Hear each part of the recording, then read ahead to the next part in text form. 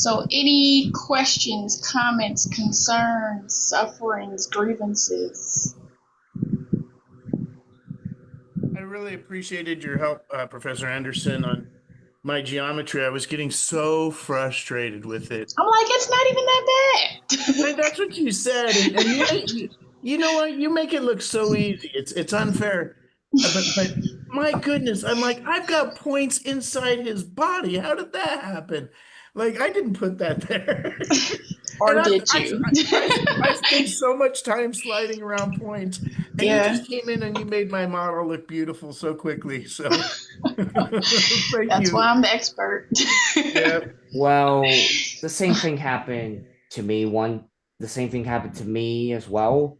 Hmm. I, well, I was trying to make the robot character thing, which is mainly based on that roundhouse, which is the one on the railroad, which is Hmm. probably this house in a shed type, but I couldn't get it to, but I kind of failed. There is no failure. There's just what is it? Thomas Edison. I have not failed. I have just found 1,000 ways that didn't work. Oh, okay. I That's prefer okay. Bob Ross's happy little accidents. Yes. Yeah. Um, Man, I I, got the Bob Ross set, oil painting set when I was younger, and I like watched the VHS, and it didn't look like Bob Ross. It just was like I had gray sky, green grass, and then I just gave up and just drew a stick figure house in like black paint. I'm just like, I'm not Bob Ross, and I don't want to be. no. I I had a don't small think there's any question. beating that man. Mhm. I had a small question. Several of the demo videos had them showing them turning on and off the proportional editing button, Mhm. but I'm not really clear on what that does. Could you cover that? Mhm. Yep.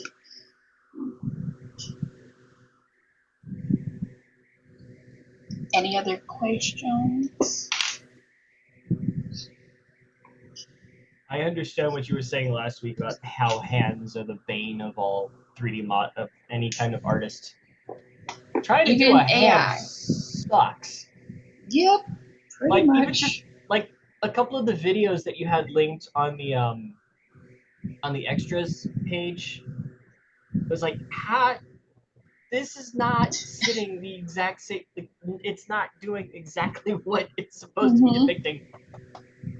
Even in I just finished taking a digital sculpting class at Noman this past Sunday, and my instructor was showing one of my classmates of like my classmate had the hand like really flat, and my instructor was like, yeah, usually it's like curved. If you like have your hand down and you look down, it's not like your like hands are like this, and so you have to like sculpt or model it in a curved fashion, and so it's like it's just such an intricate appendage.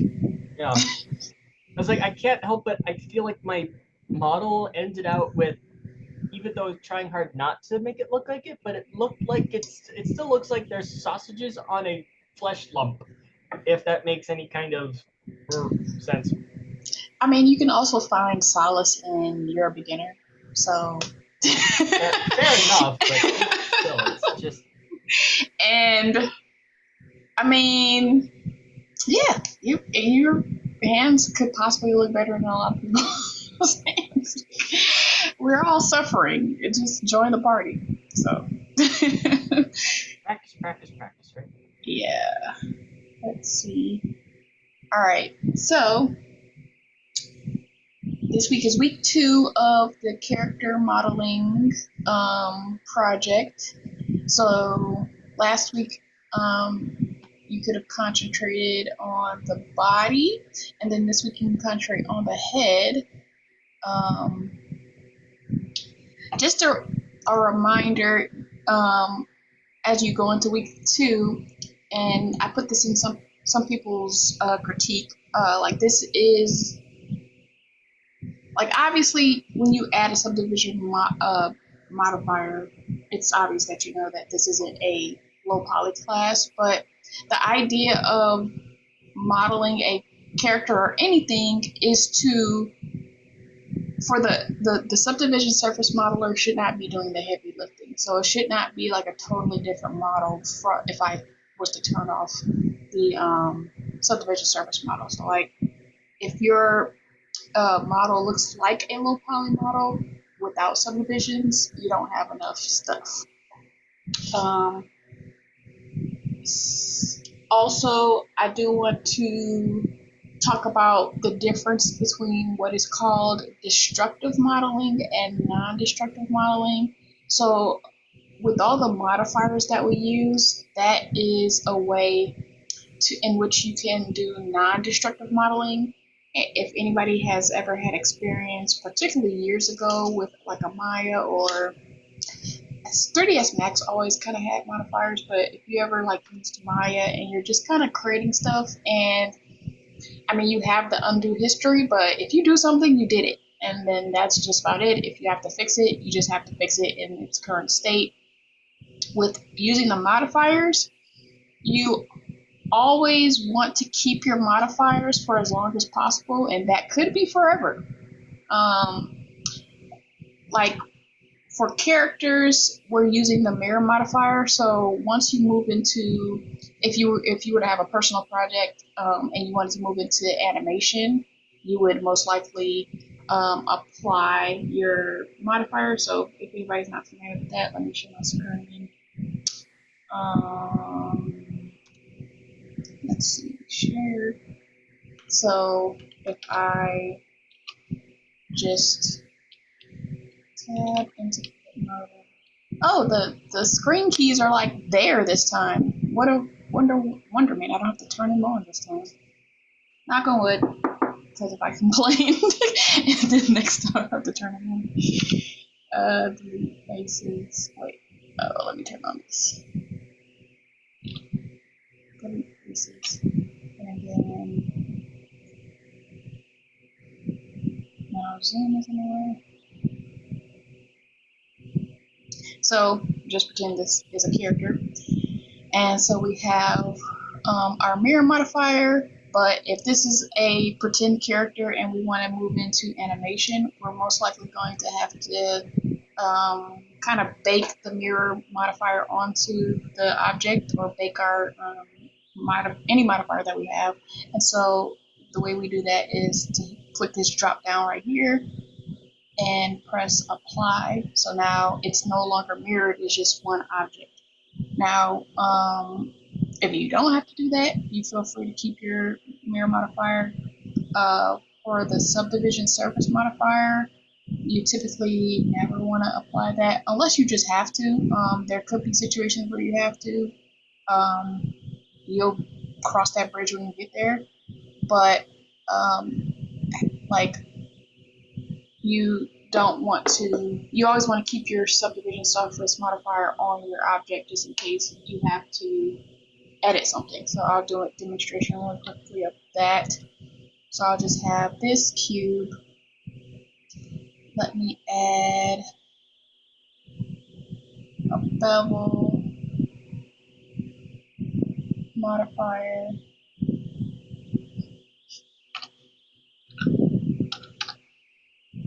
Let me do my shade smooth, and then let me add a subdivision surface modifier. So if I do a shift D, move that over, shift D, move that over.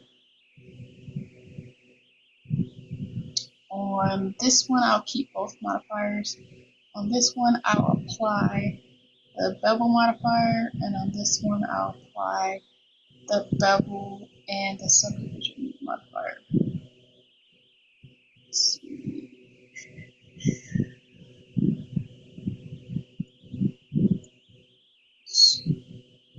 Let's do another subdivision and then apply that. Okay. So I have these three. They kind of are doing the same thing, but they have, like, this one has the both modifiers. So this is non-destructive modeling. I still have, I still have access to my base mesh. I can turn these off and get to my original cube. This one has the modifier. I applied the bevel modifier, and then this one has both modifiers applied. So I know this is the destructive modeling where I just got rid of my flexibility. So now I have a client and they asked me, like, okay, I want you to take a cube sized chunk out of this corner of the cube. Theoretically, hopefully you would be saving iterations of your projects. So like a project 01, project 02, project 03. That's good for this case, just in case you did destructive modeling, but also for this happened in my class that I just took. Luckily, I turned in my assignment already, but I did a character face. My instructor was like, "Oh, this is what you can do to the hair." So after class was over, I went back to my model and did what she told me to do, and then my file got corrupted. I was just like, oh, what? I just moved stuff. Like I didn't even move that much, and then my file got corrupted. But luckily, I saved it in iterations, so I didn't lose all my work. So hopefully, if you do accidentally or purposely do destructive modeling, hopefully you've saved it in different iterations, so you don't lose all your work. You just lose what you did in the latest iteration. So I can try like, okay, you want this cube-sized chunk. So in this version, I would have to, all right, I'm going to select these faces, and now let me change this to painting just so I don't have to select these all one by one. But you have much more geometry to deal with. I'll delete these faces, and then I can go back to the select box. I can go to edge. I'm selecting these edges, and then I want to go turn on edge snapping, and I'm going to extrude down, and I want to, I thought I turned it on. And let's see, I right clicked, but I didn't get rid of the extrude. So I want to, sometimes you might do this. This is maybe why you have extra geometry, because I kind of canceled the move of the extrusion, but I didn't cancel the extrusion. So that is still there. So I just want to put this down here. So just be careful when you do that type of stuff. I can select this, bridge my edge loops. And then with this bevel, I still have a lot of geometry, so it's just much more geometry that I have to reconcile. I can 1, 2, 3, let's say 4. So Control R 4. Oops. Oh, okay. And then I can bridge. So I'm just kind of not doing this perfectly, but I'm just showing you like how much work you're doing, etc., etc. So I would have to do all that, and then I would have to bevel it again. If we go to this one, how is this? Oh, because it's on edit mode. If I turn off the subdivisions, at least I have access to like a simpler version. So if I have to take this chunk out, I can do Control R, Control R. I can make this smaller. I can do Control R and got snapping on. And move this up. Add this one. And so now I can, with less stuff, I can select these. Oops. Delete those. I can do my extrude down. Turn on snapping. Extrude in the Z. Snap to here. Then turn off snapping. And bridge my edge loops. I can, let's see, add Control R, add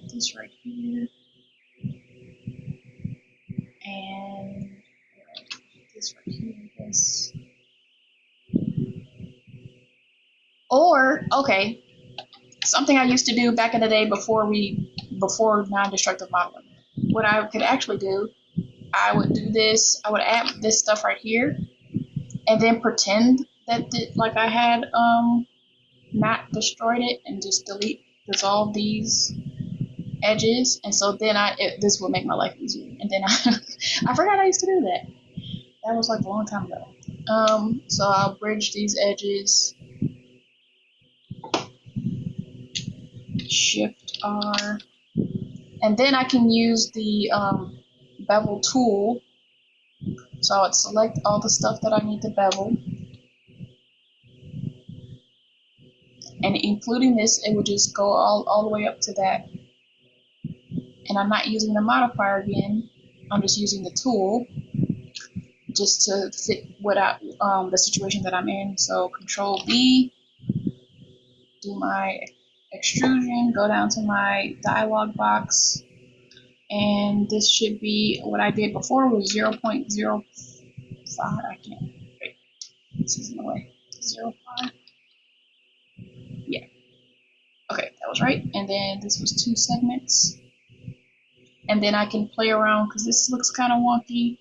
I could play around with the inner. Let's see, which would be cut off. Nope. I always just have to play around with what I could change this to. Ooh, nope.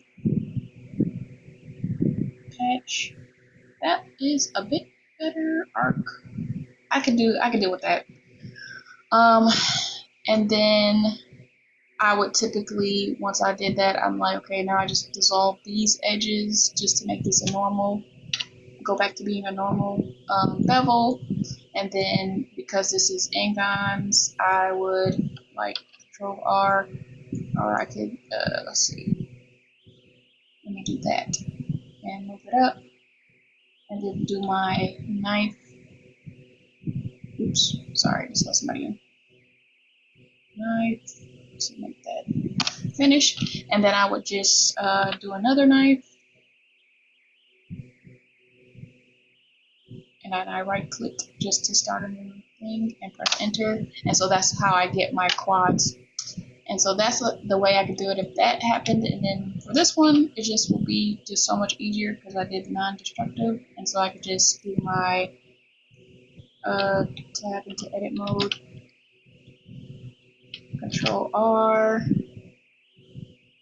Control R, Control R, Control R, and then double click, scale in. Alright, and then I could do, I only have 4 to delete. Delete faces, I can do my extrude, turn on my snapping, extrude in the z-axis, and then select these, turn off snapping, bridge edge loops, bridge this edge loop, Shift R, bridge this edge loop, Shift R, and then I just turn back on my bevel, turn back on my subdivision, and like for the bevel, I might have to fix some stuff right there, but other than that, I just fixed that in 2 seconds as compared to these previous ones. So does that make sense, the difference between destructive and non-destructive modeling and the benefits of non-destructive modeling? Yeah, that looks, yeah, that makes sense. Yeah. Does anybody have any questions?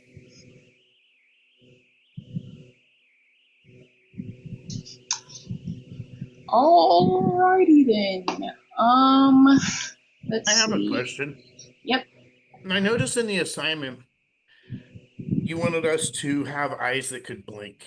And I watched the tutorial on how to create eyeballs on the cylinder, but did I miss something? I don't know how to make them so that they could be blink. So as long as it's like enough geometry where you could theoretically just make it go down, like you don't have to literally make them blink, they just have to be like eye sockets, and I got it. Okay, so animate them, they would look like they would look. Okay, that makes sense. Okay, cool. I got it. Let's see. Would okay, so Mhm. let's continue on that question for just a second. The video that you had for like how the knee bends and doing the geometry on that, is there Mhm. any special geometry you do around blinking eyes? I mean, Um, you understand my question? yeah.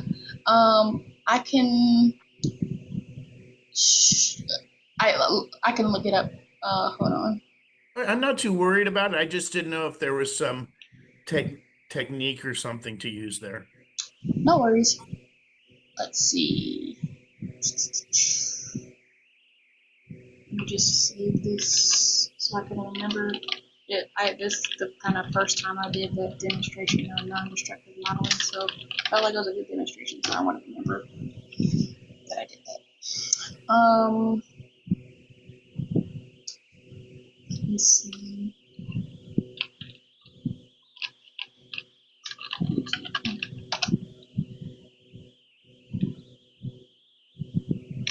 So, like, you can, let me share my screen. You can adapt more realistic topology tips to stylized.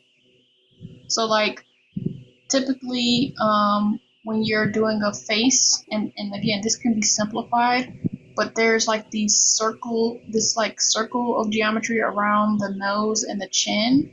There's typically a bunch of circles around the mouth that aids in being able to animate the mouth, and then there's all these circles around the eyes. And so, as you can see, some of the geometry is meant to be for the eyelids, like the top and the bottom eyelid. And so, if you just have like circular eyes that are stylized, you're just kind of creating some geometry, some eyelid. Like, you don't have to do too much with more simplified, stylized characters. This is because all these edges are because it's more realistic. But you just have this section that is like eyelid, where you can, once you, I mean, I don't know how many people in here know how to rig, but like once you get to or give it to a rigger, they'll be able to add the controls to be able to blink. So it's just typically in all characters, there's this extra geometry around the mouth that goes around the mouth to aid in animating, extra geometry that goes around the eyes, and then there's this geometry. And you don't have to really worry about being perfect at this because you're a beginner, but I'm just showing you there's just like these loops around that go around the nose and the chin. And so that's pretty standard. Okay, thank you. Mm-hmm. One other follow on the eye question. The reference character that I selected from the available ones is pretty cartoonish. Like, Mm-hmm. doesn't look like they would have actual like eyelids. So Mm-hmm. should I take like creative license, or how should I approach that? Yeah, creative license. Because some Okay. characters like look like they have like slits as mouths, but even if it has even if the character still had like a slit as a mouth stylized, it still would have like that extra geometry around it to help aid in like creating like like if you had to lip sync like the sound and all that stuff. So yeah, you always have to edit stuff for animation. Oh, Okay. also, one thing I one thing I tried to do was the reference image. Well, the Mm-hmm. reference image I used was actually a screenshot I took of the roundhouse in Trains a New Era which the roundhouse from the Kickstarter country route. Mm-hmm. Well, at first I couldn't try and resemble it in Yeah, you're a 3D. beginner. It's fine. Yeah, I know. So I mean, at least you're trying. Yeah, but I didn't know how I can make it into like the arms and the robot as a robot thing. It, it feels kind of impossible or something. It's possible, just need more practice. Yeah, okay. So this is where I do student demos. Again, please don't feel the need to admit that this is your character. That's kind of the point of me renaming it. I'm just using it for an example. This is for everyone. I just want to say that. All right, so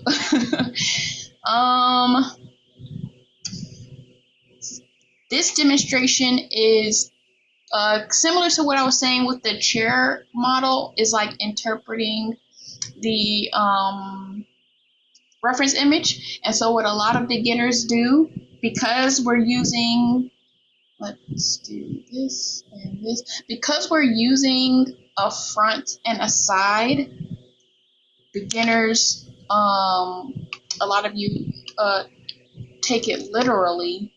And so there is a lot of like flatness, but something to keep in mind is that this side silhouette is only applicable to the furthest point on the body. So if we take our 3D model and tab, so essentially this middle line is the silhouette.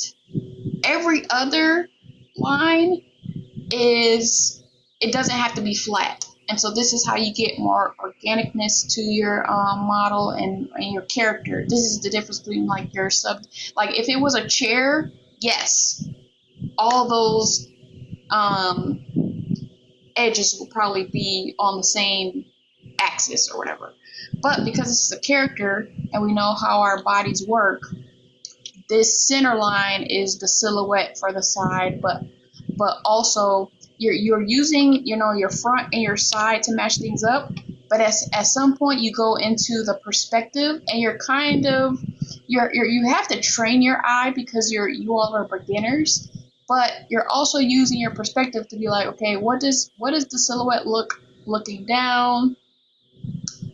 I can make sure my snapping's off. I can like move this, and this part doesn't have to be too much behind depending on what the character looks like. But this is also when we are doing like box modeling, which is if you didn't start with the skin modifier technique and you just kind of use shapes, that's called box modeling. And so we're like pushing and pulling points, and this is kind of the purpose of the week 2 assignment of pushing and pulling points. I think sometimes when we get to our character assignment, and this applies to some of the other demonstrations that I'm going to do as well, sometimes students are trying to think of like, what is the easiest way to accomplish this? And the answer is there is no easy way. What is the shortcut? There is no shortcut. Like that was kind of the point in me teaching you the pushing and pulling points, because sometimes you just gotta like push and pull points. Also for like this stuff, if in your silhouette this center line is typically going to be the furthest forward, and the edges next to them wouldn't go out further than the center line. So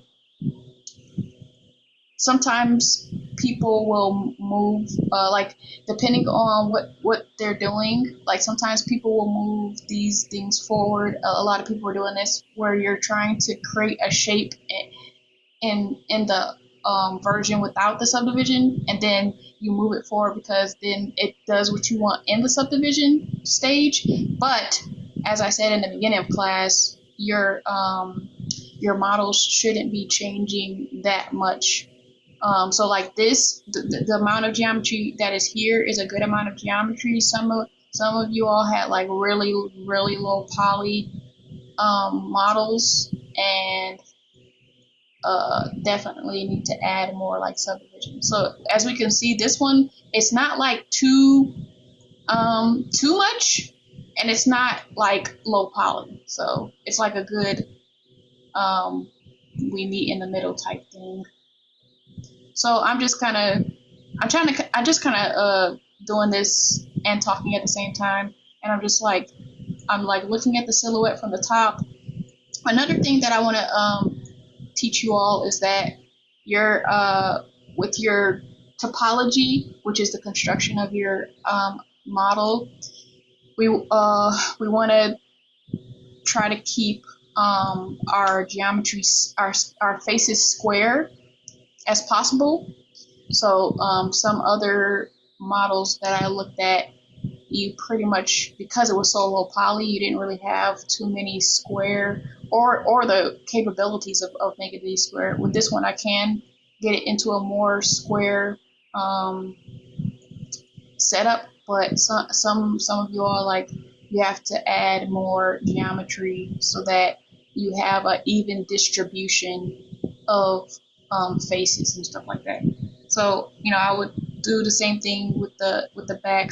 Like for this area, I would like add more edges for the buttocks to make it more like rotund and stuff like that. But this is like a really good start. Um, does anybody have any questions about like the what I'm trying to teach with this demonstration of like this center line is the silhouette, but other than that, like you can make a more organic shape with the rest of it.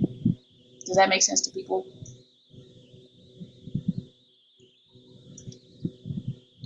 Or does anybody have any questions? Yes, it makes sense. Cool. I had a Okay. quick question. Mhm. If we didn't use the mirror modifier for our character, do we need to start over or can we erase half of it and then? Yeah, you can just erase that, delete half of it and make Okay. sure. Yep. Okay, cool. Thank you. Okay, next one. Again, you don't have to admit that this is yours. Let's see. Pushing and pulling points. Okay, so uh,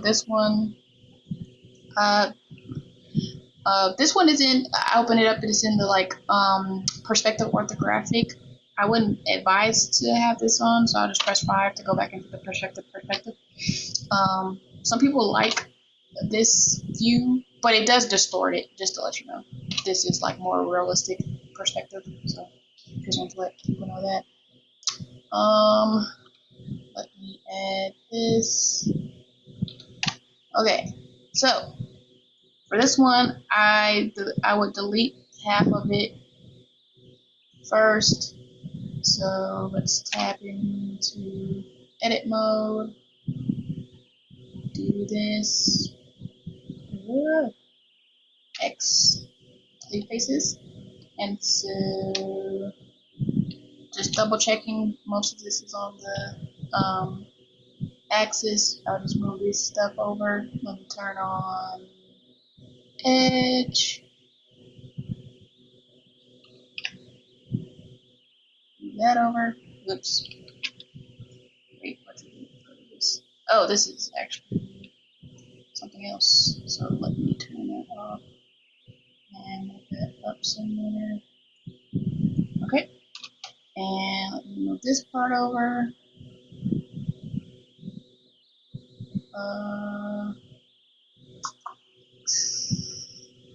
Okay. And then add the mirror modifier. Am I in object mode? Yes, I am. And then we got that. And then now I'm only doing half the work. As I can see right here, if I see this, like, it's not letting me zoom in at the pace that I want. So if it's like I'm zooming in and it's like barely moving, now it's not moving at all. Something you could do to reset your camera is view, frame selected, and then I can like zoom in easier. So that's the shortcut for fixing that. So do that. Select this one. Do that. And let's just believe that that's all I gotta do. And then I'm just like, just checking what's going on. I'll just delete this. I'll just delete this. Just so I could see. I'll delete this part. face. And then I'll bring this up since I deleted some geometry right there and merge at last. And I will go to edge mode, select these, select this. And did I add this shift A? No, wait, right click. And the Loop Tools plugin that I gave you all, or add-on that I gave you all, I just use circle to just make that circle, and obviously it created an opening, and I can just fix that easily by doing what I did before. So moving that there, and moving that there, and then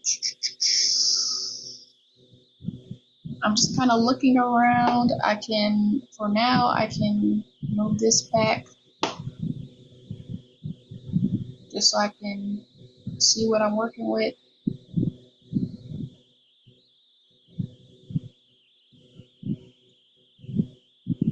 I can move this one back.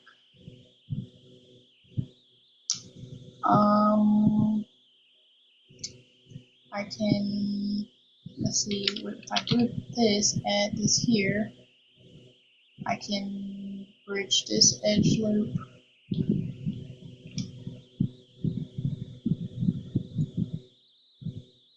I can, let's see.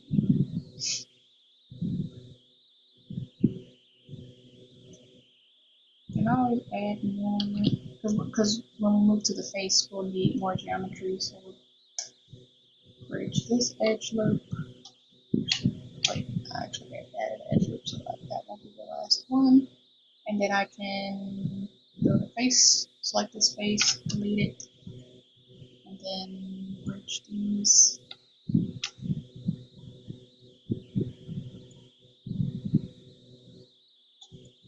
And then keep kind of moving these for my silhouette. Move this over, and I'm always like looking around my model just to see, because we have bodies, so we kind of know a little bit. We obviously we're not like, unless you all have taken an anatomy class, we don't know exactly, but we can be like, okay, well, I know the point shouldn't be out there, so at least I can just like move it over somewhere. And then I can actually do this again to evenly distribute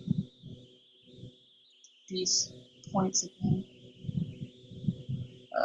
Let's move this out a little bit, or this, because it'll overlap it a little bit. So move that out a little bit. You know, And it then, looks kind of like surgery. yeah, pretty much 3D surgery. Open neck surgery. And then I'll just kind of like move this back, just to it's too far away, and just, and then fix whatever silhouette I want back here. Put that in, and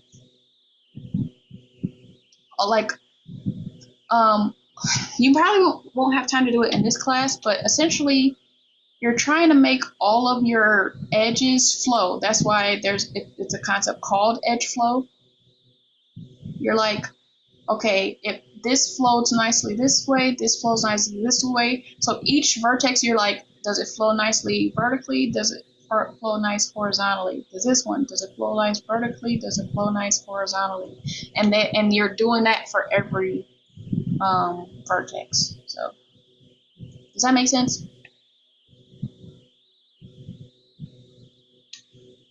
Any questions about that? All right, and the last one.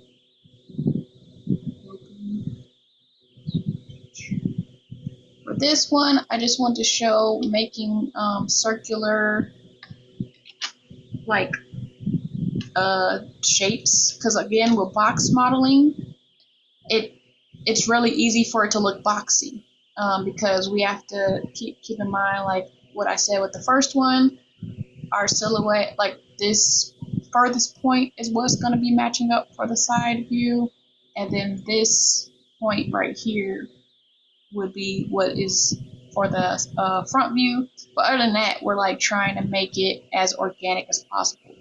So I'm not going to spend too much time on this one, but I just want to show you just using the loop tools. I'm just using the circle and just like, now this, I guess you could characterize as a shortcut. Like, you're like, oh, well, how can I do this faster? This is a way you could do this faster. So circle, circle.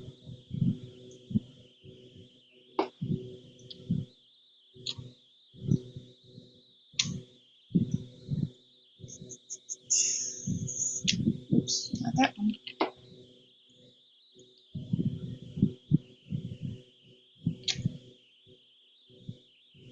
Circle.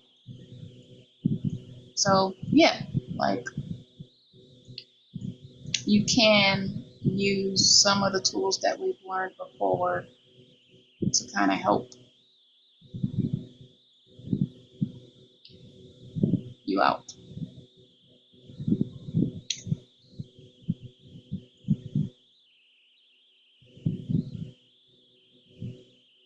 So yeah, I just wanted to quickly show that. Any questions for that? Alrighty. Okay, so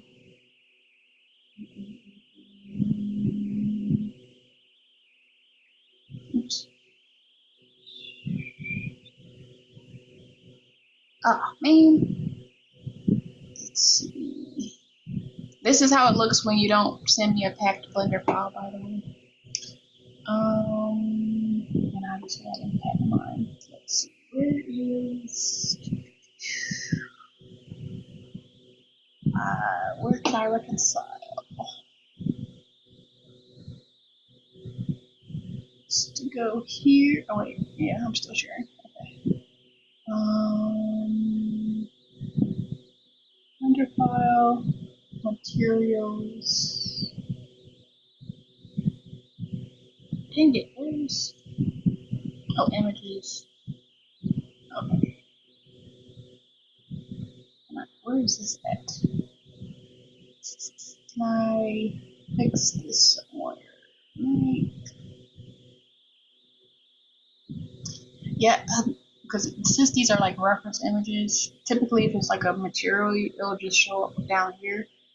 But since they're reference images, I've never tried to reconcile a reference image.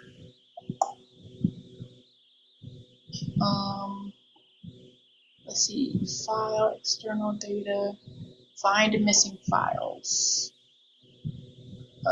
Is it, let's see, is this gonna work?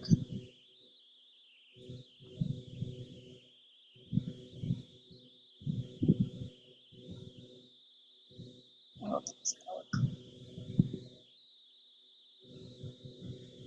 Nope, I'll just manually do it. Alright, so Shift A,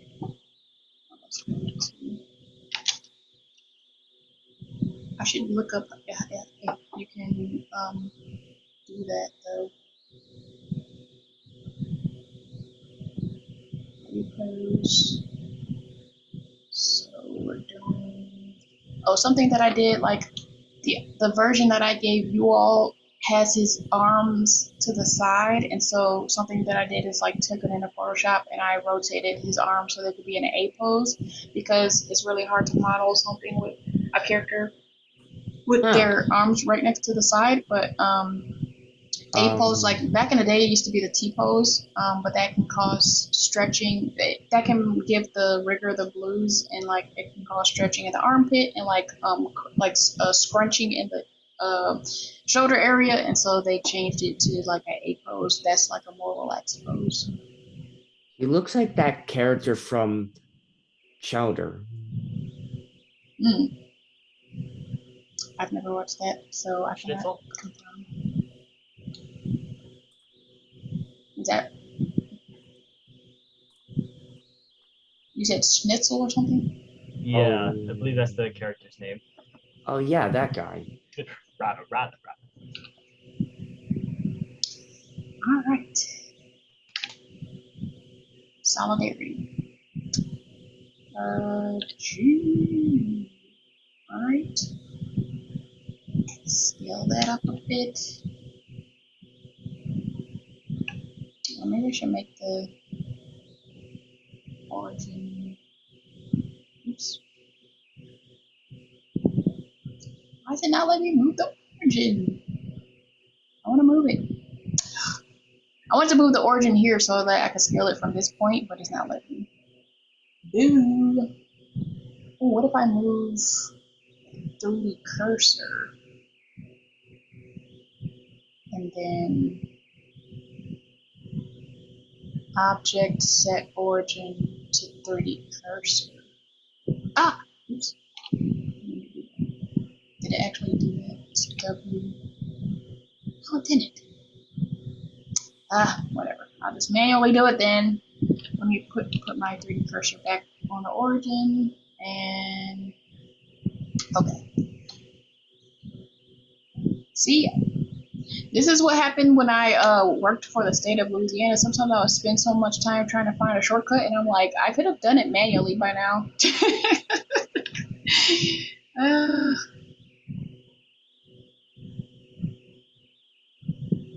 but if I found the shortcut that one time and then actually took notes, because that's another thing I would do, I would like go look up YouTube videos and find out how to do a process that I could do at work and then not take notes and then have to follow the same process 6 months later because I'm like, oh wow, I did not take notes. Well, I'll definitely take notes this time so I don't waste my time. Not that it was a waste of time, but it was a waste of time the second time because I didn't take notes. Let's say that's good. And then 3. Let's shift D and then rotate it in the Z axis.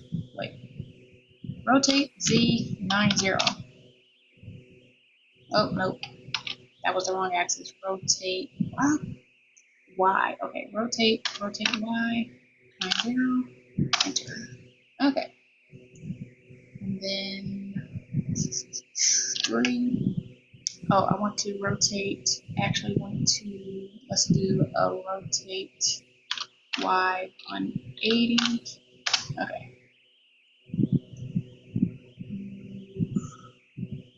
That over here. This over here. And smash that up a bit. Okay. So this was this like a box model version of like just like a really simplified version of this Butcher Biff character. This week you're going to be adding eyes and a mouth. So if we start with the mouth, this is high poly modeling, so you don't want to go crazy with the amount of edges that you added, but you don't have to act like this is a video game character, and you don't have to act like you have to save like it's not going to be running around a video game and have to save like space and stuff. So I can't add more geometry. The mouth is all the way up here, so I wouldn't model it in the pose. I would just like kind of do a neutral pose for the mouth. And then if I wanted to animate it and pose it, I could do that later. So for now, I'm going to use the knife tool. So this is me adding the geometry around the mouth. So I'm getting about where it is in the picture and adding that circular geometry. I can do an edge like a Control R. Oh, because let's see, if I do escape, I can, because I do want to keep my,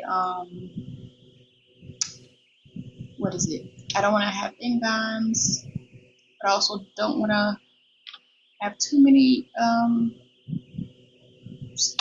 too much stuff going diagonal. But I can fix this later if I add like more, like, oh, that didn't go all the way through. I was like, what happened? Enter, okay. Let's do Control Z with that. Let's do a Control R and add our thing right there. Let's do a knife and make that go all the way through. And then add another knife and to get rid of that inline. And then I'll just improve my edge flow a little bit. So I'm just kind of move this up. Let's see here. And move this down. And then if I do a Control R, the edge loop will still not go all the way around. Boo! Alright. I thought I was doing something. I'll just manually do it because I don't want to delete, like, I don't want to do it and then delete it and then all that type of stuff. So I'll just do a knife tool again. And do this. And do this to this. This, oops, okay. This to this. And let's see, make sure it has good edge flow.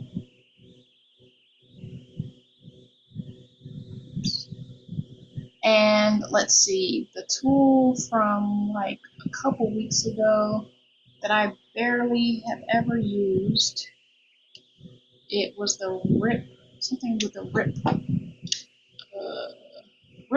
like, let's see, edge or vertex rip vertices. So let's see what this does. It was supposed to just separate those.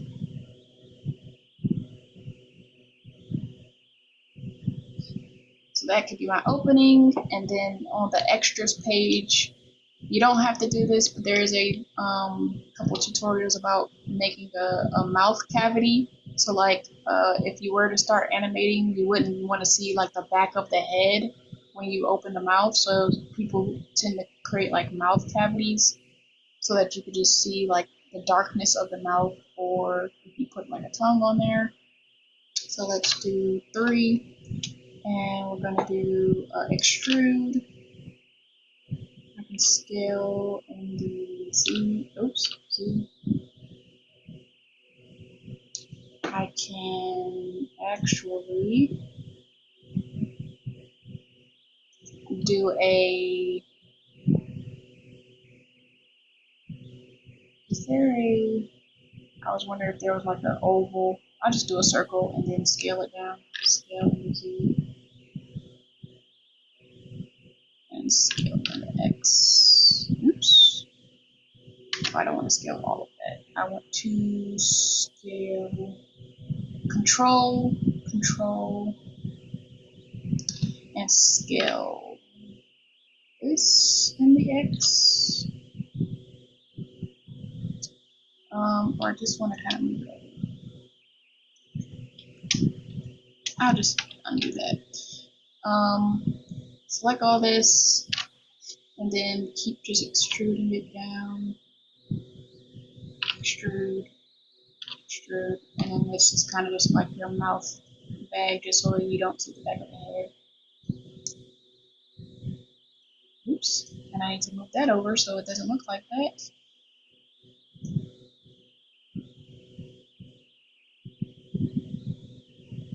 Okay, so that is for, at least for this character, because he just has a slit in his, and obviously he has like a chin, so I would have to, I would, you know, model out the chin and all that stuff, but I'm just doing this for this version of the character. Since he has like a slit in his mouth, this is about what I'm going to do with the mouth. And then the eyes, he doesn't have like really big eyes either. Yeah, still, he kind of looks like Schnitzel. And so I'm just going to take these.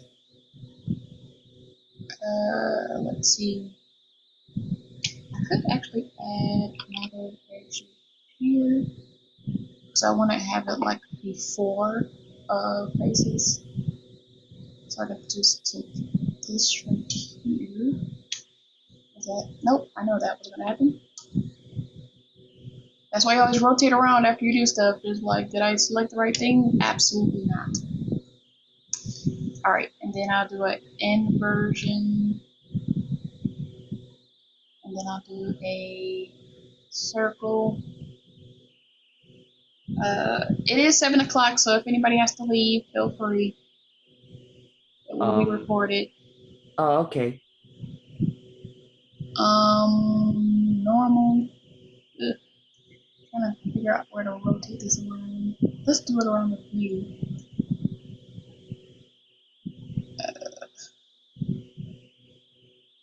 Scale that down. Go back to the X-ray just to see where the placement of the eye is. And I can actually scale this up a bit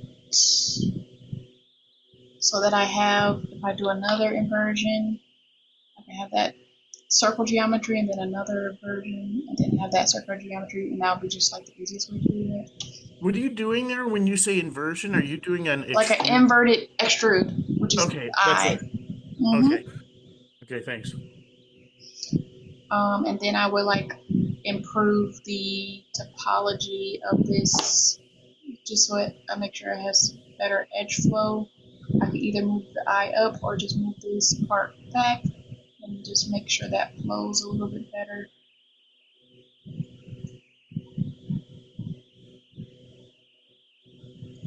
I can also, if I really need to, I can kind of just make this part of the circular. I probably would just like add more geometry before, like, to the around this. But yeah, and then this part, deleting, so I can have, because one of the requirements at that time is that, you have to have like an eye socket, and now I can extrude this in, so extrude, and move this over, and then extrude.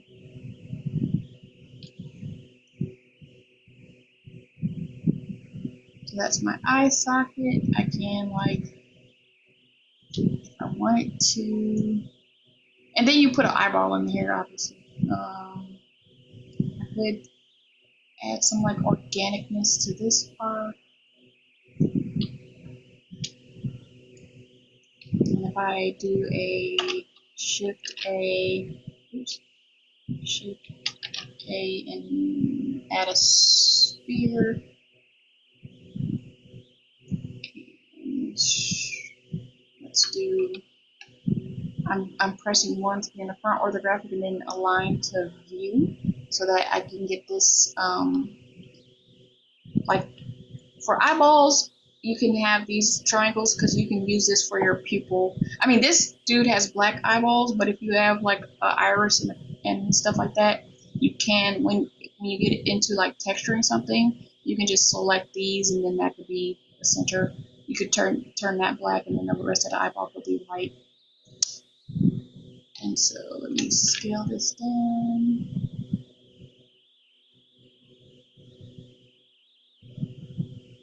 And I would add a nose as well.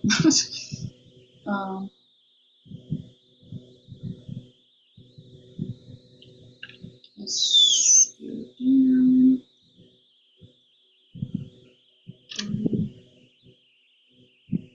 just like try to put, even if you have to, you felt like you had to, for some people's, if you have like more cartoony eyes, if you had to scale it in the X and squish it down or whatever. And I would have to rotate this to match the flow of my eye socket. So let me change this to local and move this out. So I have to scale it down a little bit more. So yeah, you're just kind of playing around with that, and you can I could like actually with my eye socket select the faces. So I would select for the face loop, select this face and then the edge right next to it, double click to select that whole face. Probably would actually do this in vertex mode, but for time purposes, I'll just like scale this up to move it out the way so that it's out of the way of my eyeball. Scale that up, and then I have like less geometry that the eyeball is running into.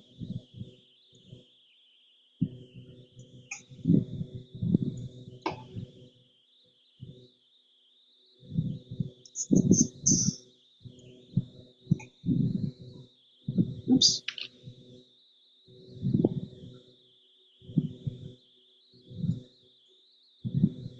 And just playing around with that just to set it up. And then let's do add subdivision. Oops. On material. Surface. And again, just remember not to apply your subdivision. And I've put this in some people's critique over the weeks, but this is faceted. The easiest way to get rid of this, right click, shade smooth. Then I don't have to have that too many subdivisions.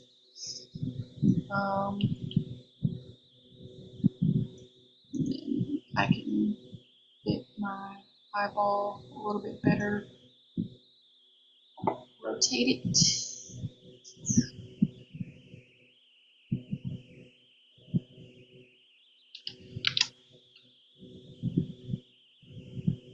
Back. So yeah. And then mirror that. And then like add the nose and the ears and stuff. And the eyebrow or whatever. Any questions?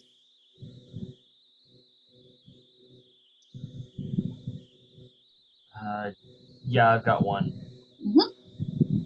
I know we're over class time, but I think there was one last week. If we have a separate separate geometry for the head, how would we go about attaching those, say, to a stump of a neck already?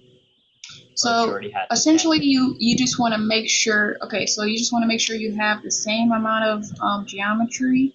I mean, you can get it close. So like if I do let's do a shift a cube. I'm gonna do like a quad sphere. So I'm gonna add subdivision, smooth, and then I'm just applying this for the demonstration. So I'm like, okay, this has 4. I can guess that it has 4 all the way around. So this is 16.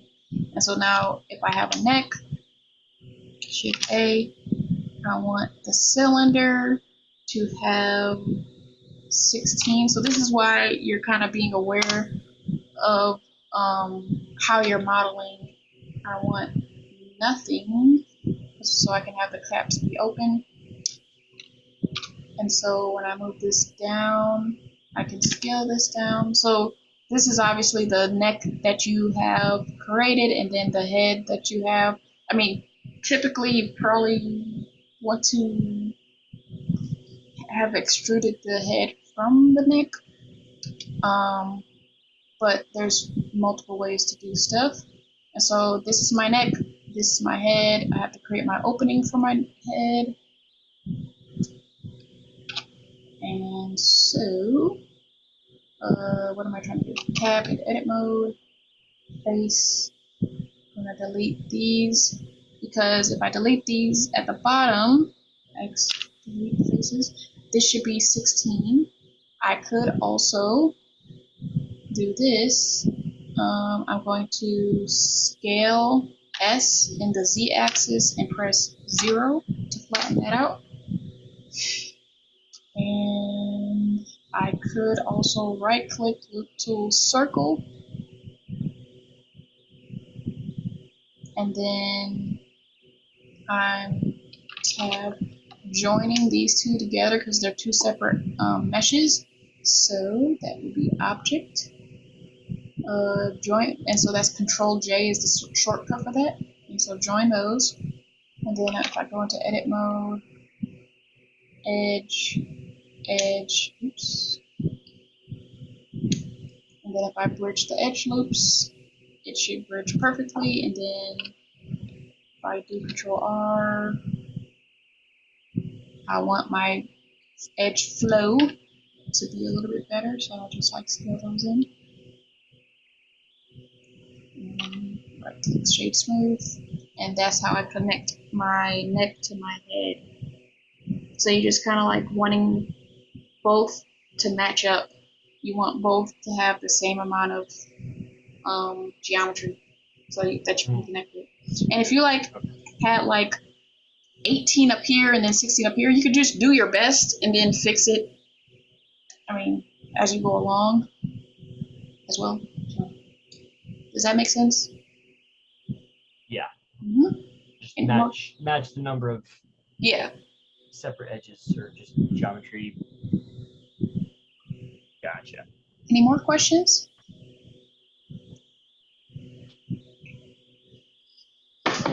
All right. So I'll either see you next week or see you in the inbox. Feel Thank free you. to message me if you have any trouble. Dude. All right. Bye. Thank you.